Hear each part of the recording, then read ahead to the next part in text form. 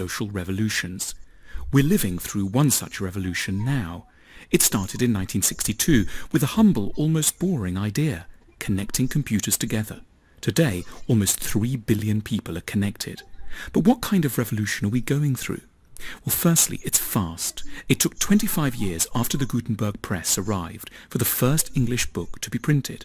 In its first 25 years, the telephone reached just 10% of America. In 1995, less than 1% of the world's population was connected. The first billion was reached in 2005, the second billion in 2010, and the third at the end of 2014. The benefits of the internet are obvious and all around us. In a European-wide poll, people put the internet at the top of their list of daily essentials, ahead of the bath, the car and the television. But the risks and dangers are less obvious and more subterranean. There are at least 4.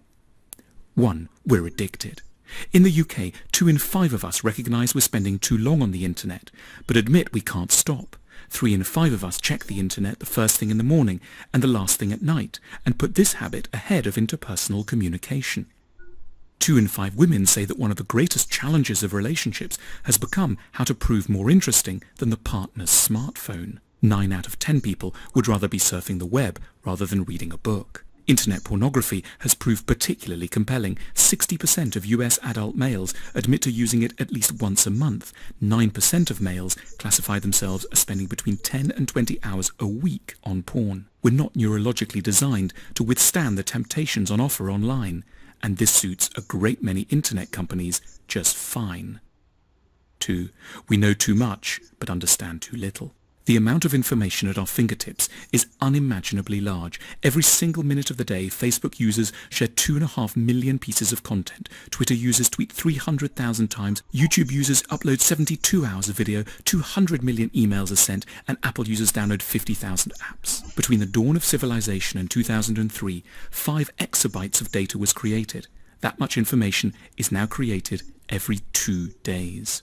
There is so much data that we keep having to come up with new words to describe it. The latest term is the yottabyte.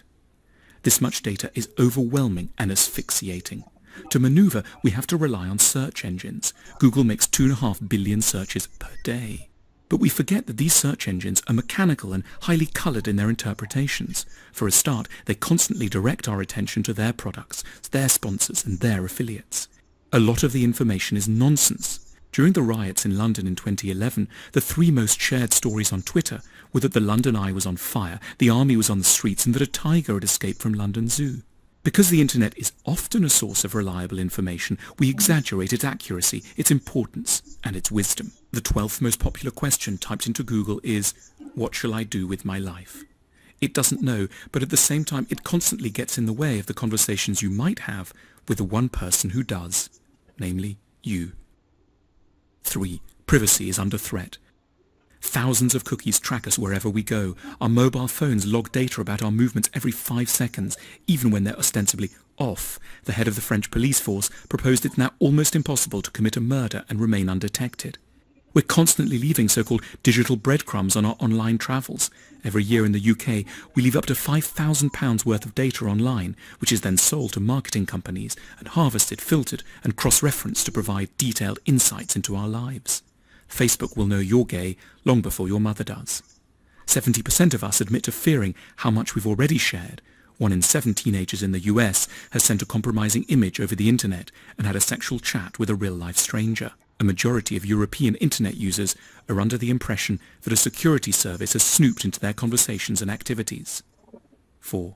Online crime is out of control. Over the last 20 years, crime has abated in many countries. Since it peaked in the UK in 1995, it's fallen by 60%. But internet crime is exploding. In 1990, the NSPCC estimated there were 7,000 known images of child pornography at large.